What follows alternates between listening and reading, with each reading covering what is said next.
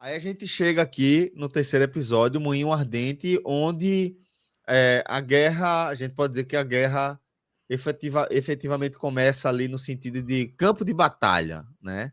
A gente vê uma descrição que eu acho muito legal, né? Que é onde as fronteiras se tocam, né? Onde os aliados de cada casa aí, os Hightower e os Targaryen, vão se apoiar, né, e vão se tocar. E aí, como eu falei, né, quando as próprias histórias, os próprios dramas de cada um que representam aí aquele todo lá, falam mais alto, velho, que o todo, né? Mostra ali que, pô, duas personagens ali que tem um mínimo de relevância para aquele contexto micro dessas duas casas serviçais aí,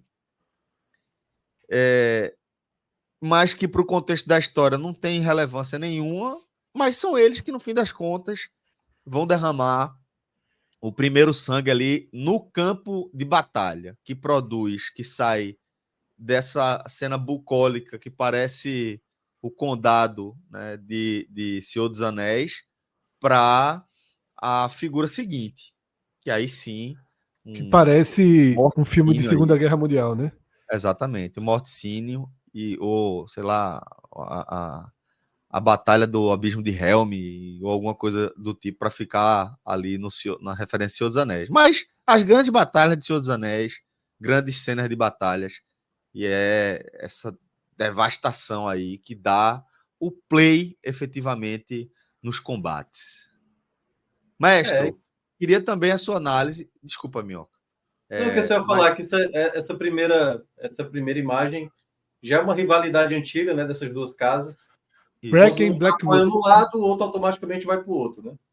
E aí o Cássio pode até falar mais que ele já tem noção aí das duas famílias. É tipo um Bayern de Munique e Borussia Dortmund aí, tentando fazer alusão às cores aí, vermelho e amarelo. Então, Bracken e Blackwood, as duas casas. E a lógica é sempre de vassalos, né? Eu não sei se o Blackwood e o Bracken são a base. Certamente dentro da cidade deles tem a base, tem outras famílias, assim, mas de famílias nobres, assim, eu não sei se existem vassalos a cada uma dessas casas. Talvez tenha, mas não foi citado. Mas, por exemplo, essas casas, elas são vassalas dos Tully, da família Tully, que é a família de Catelyn, lá no futuro de Game of Thrones, a esposa do Ned Stark, que é uma das grandes casas, aí tem as grandes casas, e essa casa é vassala do rei, por aí vai nessa pirâmide, né? Então, nesse momento tem essa guerra, que ela vai chegar no outro episódio, que é o cara que está doente, de qual a posição da casa principal dessa região. Para quem ele serve, para saber se uma dessas duas casas era dissidente, né? Porque se ele disser, ó, eu sirvo a tal rei, a outra casa que nesse momento estava brigando, ela estava indo contra o Lorde acima. Mas nesse momento fica muito, isso aí, essa cena, ela bate logo depois com que a conversa entre Rhaenys e Rhaenyra, que é muito interessante, porque muitas guerras são assim, na verdade. Em algum momento você perde. Né?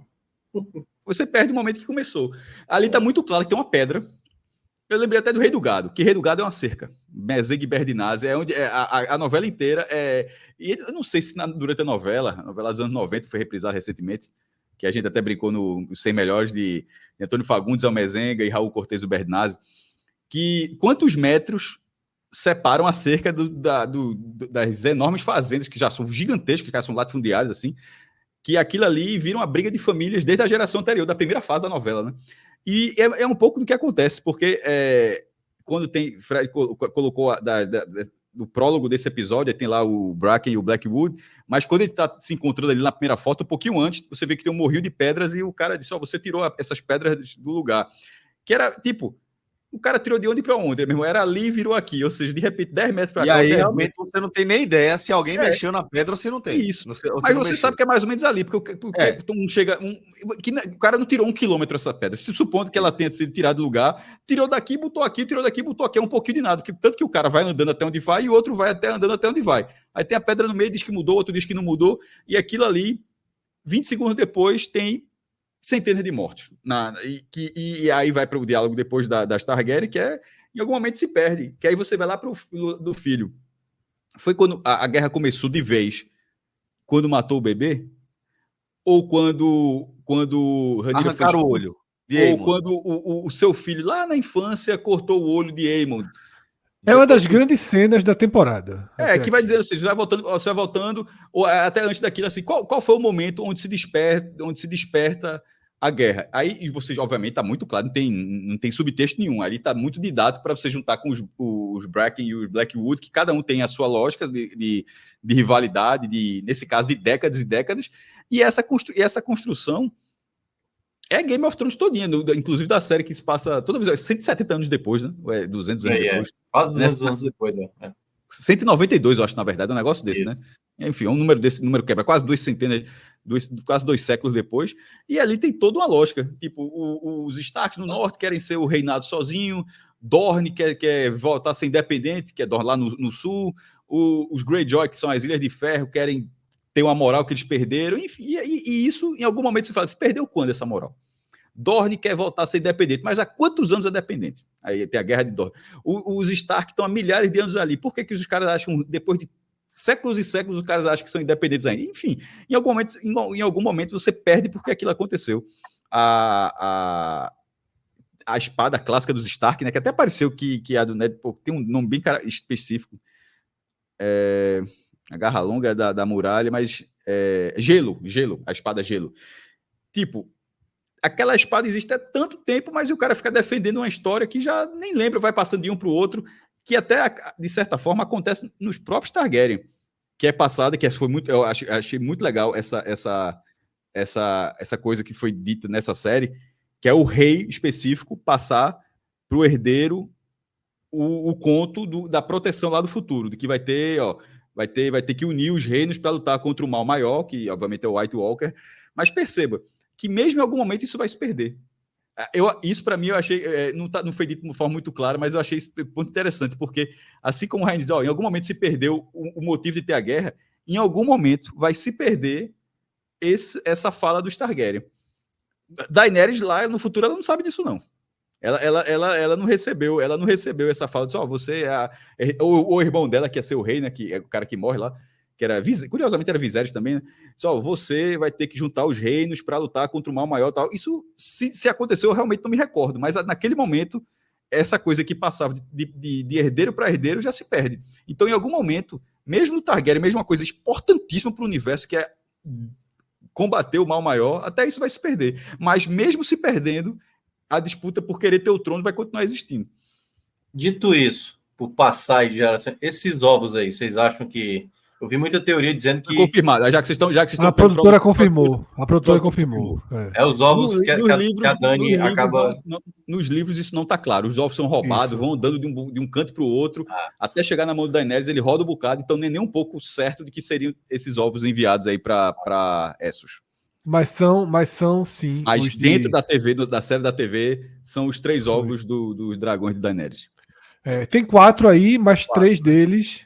né, são entregues a Daenerys, né? Isso. Porque justamente eles vão para o mesmo lugar que Daenerys aparece, né, em Game of Thrones. Que é Pentos. Pentos, exatamente. E aí essa cena, né? Essa tem a sequência dessa conversa que Cássio detalhou aqui. É muito claro que a preparação, né, para uma guerra. E o último, que vai lá na frente vai resultar, né, na última tentativa, né, de não ter a guerra. Agora, quando ela pede para uma das filhas de Daemon levar, né, os filhos e os ovos, é uma proteção para o futuro da família, né, para o futuro. É uma consciência muito grande. E aí, quando o Cássio fala, teve um momento lá no primeiro episódio que o Cássio falou, eu não sei, no segundo episódio, eu não sei o quanto Otto realmente sentiu a morte ali do bisneto, né? O quanto já estava ali no jogo político, 100% envolvido. Obviamente, lidam com a morte muito diferente dos nossos valores aqui, de perder um parente, né? Para eles, de fato, a morte é parte ali constante da rotina, né? Então, a mãe, né, entrega os filhos, entrega o futuro, né, para ter uma proteção, porque sabe que a morte, a partir dali, vai realmente bater na porta. Fred, E Isso bem. fala, só para completar que tá falando negócio da morte dessas. João Gilberto lembrou uma coisa que, inclusive, a gente tinha conversado na Paraíba, pô. Os Novais e os Ferrais. De sim, floresta. sim, foi. A gente Que tá era dizendo que em algum momento se perdeu. Quando é que começou esse negócio? A gente até que tinha lembrado isso, né? Que é um episódio histórico aqui em Pernambuco, duas famílias que já morreu muita gente dos dois lados. E assim como na série, já existe até pessoas que são Novais e Ferrais. Assim, Ferraz Novais Ferraz. ou Ferraz gente, Novais, enfim. Ó, tem outro acontecimento importante que ele segue correndo em paralelo desde o episódio anterior, né? Que é a trajetória, a jornada de Daemon, né? Em Harrenhal. E vai seguir no quarto episódio também, né? Uma jornada. Por isso que eu tô dizendo que ele começa no episódio anterior e ele segue a sequência que vai também chegar no quarto episódio, que é a jornada pessoal dele. Nesse caso, se passando em Harrenhal. E, inclusive, teremos aí um mapa, né, para a gente poder se posicionar geograficamente onde estão rolando esses eventos. Mas Daemon começa a ser perturbado, começa a ser... Só um detalhe, Celso. Antes de você falar do sonho aí dele, a chegada dele é maravilhosa, né? Que ele chega com a armadura e entrando, quando vai ver, a galera jantando, pô. Aí assim, é meu o castelo. Mas tá bom, é seu. Ok, pegou, você quer? Tá bom. Acabou de chegar com um dragão, tu acha que eu vou querer... O cara seco na hora, assim, é muito boa essa chegada dele. Exatamente. E começa a mostrar a decadência que é Harrenhal. Tem nada lá. Galera que... E vai ficar decadente durante décadas, porque lá no futuro, lá daqui a quase 200 anos, ele continua destruído e até é um lugar de reunir exército da montanha, da montanha, que era o general lá do rei, do Joffrey. Enfim, aí já sempre foi assim, porque esse castelo ele era o maior castelo de armas destruído por Balerion, né? Que derreteu a pedra. O fogo dele derreteu. Mas aí... Tem um ponto, Celso. Me fugiu o nome. Como é o nome desse mestre dos sussurros, Cássio? O Larry. Que é da família que toma conta de lá, inclusive. Isso, Larry. Larry. Tem uma fala dele, que eu acho que é uma fala dele no próximo episódio, sobre Harrenhal, que é justamente ele dizendo assim: esse castelo é mais aleijado do que eu. Exato. Esse castelo hoje ele está mais aleijado do que eu. E é Harrenhal que abriga aí essa jornada de Daemon, né? Onde ele está tentando descobrir qual é a dele. Que como eu tenho falado, desde o começo, ele apresenta esses dois lados. O lado que você faz, esse cara tem tendência de ser um herói, mas ao mesmo tempo você vê traços de vilania. E aí ele está sendo assombrado, está sendo atormentado, né, pelas consequências de seus próprios atos, né? É uma parte importante também desse episódio, além também da chegada, da conquista de mais um posto aí por Larrys, né? Larrys ou Larrys, sei lá como é que a gente vai chamá-lo aqui, mas que ali, né? Vai comendo pela beirada, vai chegando... Deu muito certo, né? O episódio 4 deu ruim para ele. Porque ele consegue ali, né? Mas o efeito, vamos ver no episódio 5, né? Mas durou pouco tempo. O mandato dele foi precoce. Mas eu digo muito mais porque, assim, ele é um cara muito influente porque ele consegue amedrontar, por exemplo, a Alicent. Total. Porque, por exemplo... Tem controle total sobre ela. Porque muda todos os empregados. Tanto que na hora que ela vai tomar o banho, ali na segunda, acho que é no segundo episódio, no primeiro... É um negócio com o pé dela, sair. Né? Exato. Né? Então ele controla tudo. A maneira... O próprio Otto Hightower perde também a posição dele porque ele foi colocar na cabeça de Aegon, ó... Né? É bom você não ser visto como seu pai, exatamente. Exato, tem que ser diferente e tal. Então ele consegue ser muito influente nesse aspecto aí. Aí eu queria trazer uma questão. Fala, Fred. Não, eu tô dizendo que antes desse não sei se a gente já iria agora para esse diálogo, esse Isso. grande encontro entre as duas, só destacando que antes teve aquele sobrevoo, né, com o dragão de Baela. Qual é a pronúncia? Baela. Baela, né? Isso.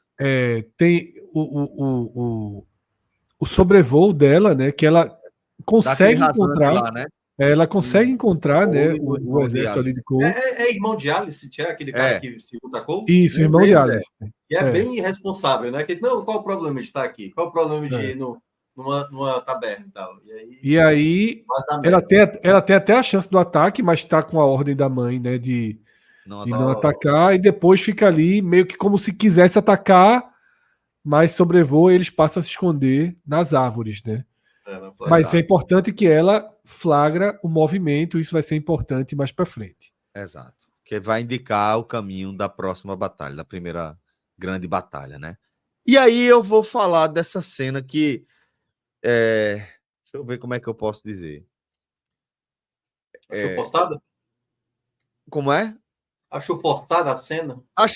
Eu achei forçado. Eu acho a ideia de Rhaenyra entrar em Kingsland e se ajoelhar do lado de Alicent e falar com ela e trocar ideia e assim, entendo o que eu quero dizer. Eu acho esse diálogo essencial para várias questões, porque aí vai ser no fim é Alicent, beleza, entendi que foi um mal entendido, né?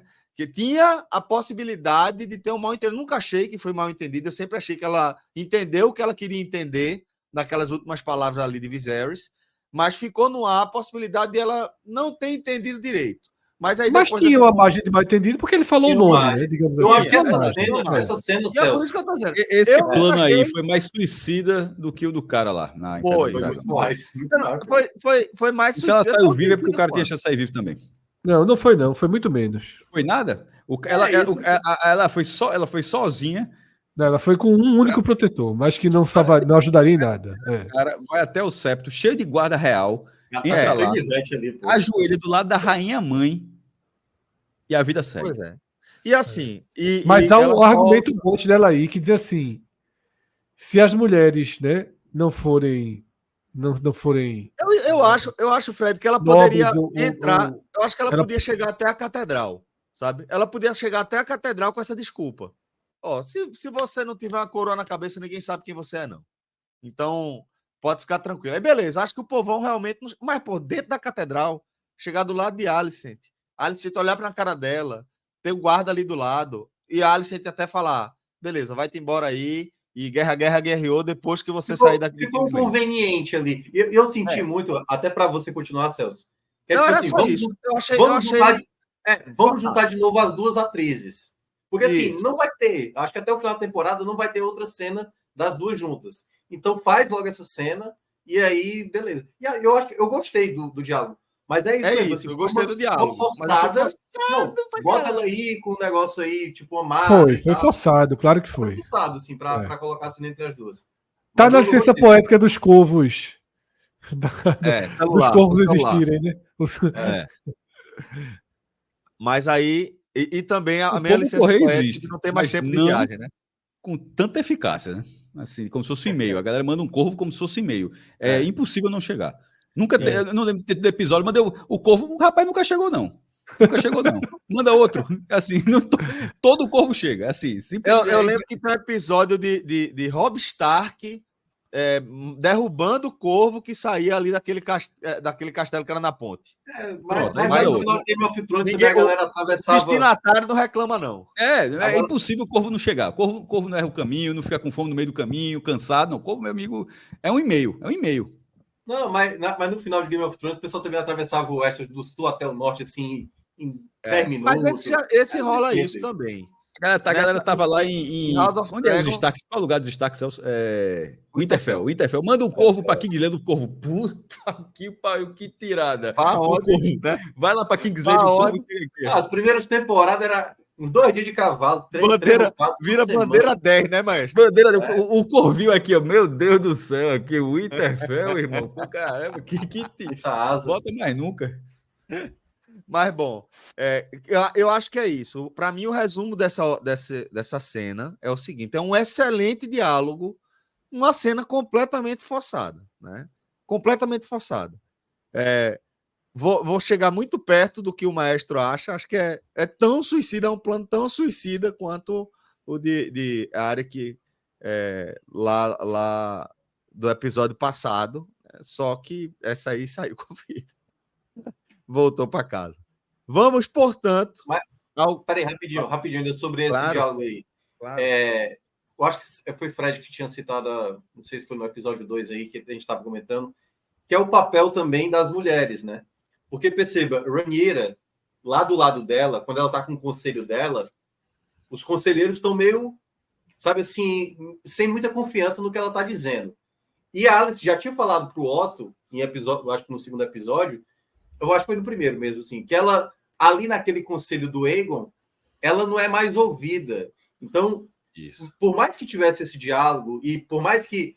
É porque a Alice não quis abrir mão do que ela tinha ouvido, né? Não, eu vi isso aqui, então eu não interpretei errado, não. Foi o que eu vi, era para ser Aegon mesmo. Mas mesmo ela entendendo que o que Rhaenyra fala, ela pode entender, talvez eu possa ter me enganado, ela fala uma frase que, para mim, eu acho que justifica, assim, ó, não tem mais como voltar atrás. Isso. Tanto que ela fala assim, você sabe que tem o Aemond. Meu filho, não tem mais como controlar. No fim das contas, ela fala isso. O último argumento dela e o Aemond é o Aemond. O Daemon do outro lado também não vai parar, entendeu? Assim, então, mas essa... Por mais que a tentativa que houvesse, as duas não iam conseguir impedir que a guerra essa conversa, ela é necessária e definitiva porque mostra que porque até Rhaenyra tinha uma certa dúvida sobre a escolha do pai. Alice também, é bom lembrar. E Alice também, exatamente. As duas tinham essa dúvida. Fred, e o quarto episódio mostra a Alice ainda procura aquele mestre, né?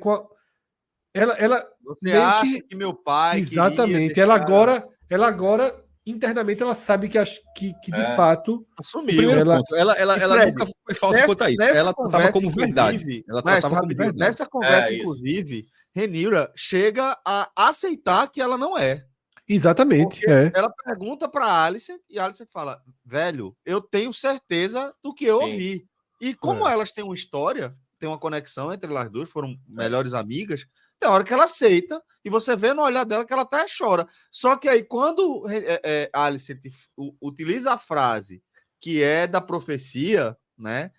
Aí ela meio que se toca, né? Aí ela falou, ele falou exatamente com essas palavras. Aí é quando tem o cavalo de pau, plot twist, ela fala, não, então isso aí, você tá sendo escrota e eu sou a herdeira de verdade. E aí é quando rola o diálogo que você falou. Agora já quer ouvir, ela quer aceitar o que ela ouviu. Né? Ela tratou como verdade, porque de fato ela escutou, veja, ela escutou a palavra podia causar confusão, e no fim das contas ela poderia simplesmente alegar que Rhaenyra estava inventando. Não, pô, você jogar um caô, não, é uma história que meu pai contou, é Aegon Conquistador. Ela disse, pô, ela dizer, ó, o cara só falou Aegon, pô.